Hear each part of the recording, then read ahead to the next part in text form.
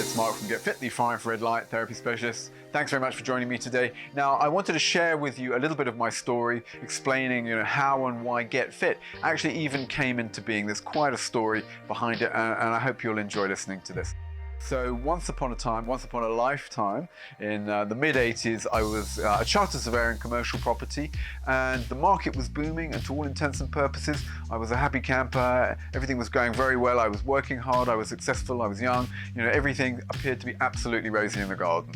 However, I wasn't very happy, and I just didn't feel fulfilled. I didn't feel that there was any great meaning with regards to the work that I was doing. And I was working 6-7 days a week, long hours. At the end of the day, I just contemplated and thought, what is the purpose? What is the point to all of this? I was quite lucky, actually. A friend of mine invited me to go and stay with him and spend some time camping by the lakes in just outside Toronto. And I hadn't taken any substantial break or holiday for quite some time. So at this time, I actually took a 3-week holiday. Now, we went camping, and we did portage, whereby you carry the kayaks on your shoulders and you kayak across the lake between the islands.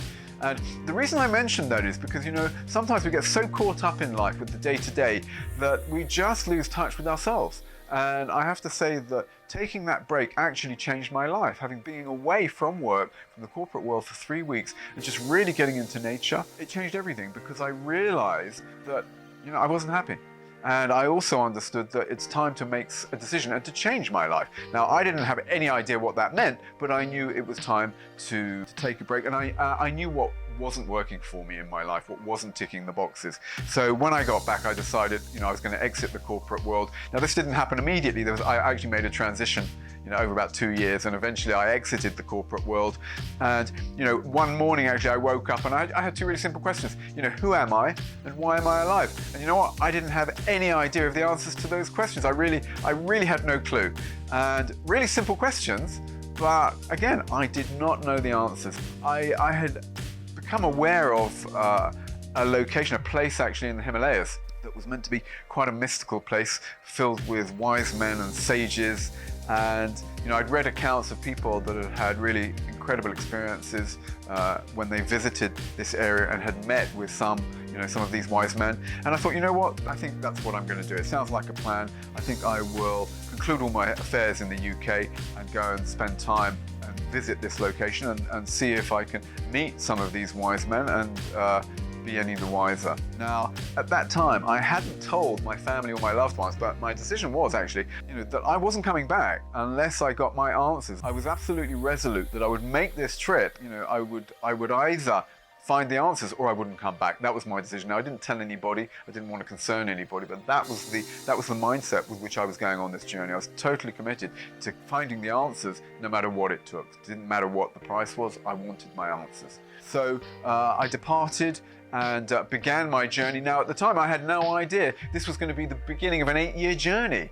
But actually what resulted was I ended up traveling the world, spending time with shaman, yogis, lamas, healers, monks. On my journey, I eventually met with my teacher, and I ended up living monastic life for about 6 years. I knew that I wanted to help people in some way, but I had no idea. I had no idea how this was going to happen. So when I was at the monastery, I thought, it may well be that I'll be a monk of some description and help people spiritually and guide people in that way, and that might be the way that I contribute and help people.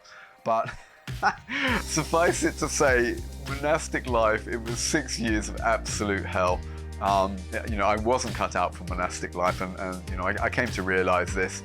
And again, when I met my teacher, I had made a decision that I would remain with him, as long as he was alive. He was in his early 90s when I met him, and actually he left his body around the age of 95.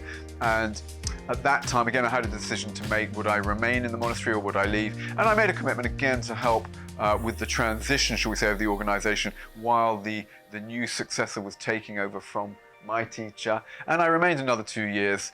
Again, I was quite clear, monastic life, not for me. So I decided to make a return to the UK.